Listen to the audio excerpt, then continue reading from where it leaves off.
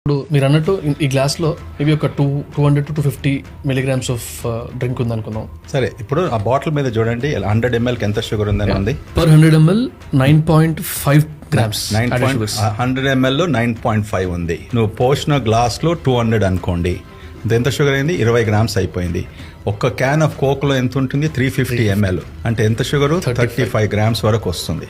Okay, just imagine, ఒక వ్యక్తి is taking 2 cans అన్నప్పటికీ నువ్వు 100 grams ఆఫ్ షుగర్ కన్జ్యూమ్ చేసేసి అలా వెయిట్. వై అమెరికన్స్ అని అంతగానం వెయిట్? Obesity so high.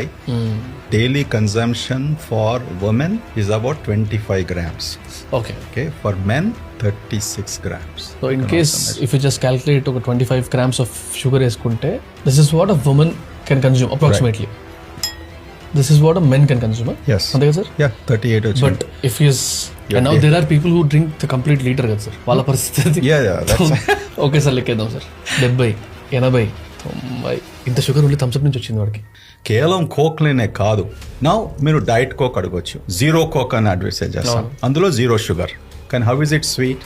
మళ్ళీ అదో problem. And is it good? It is good. Problem is the International Cancer Research Association declared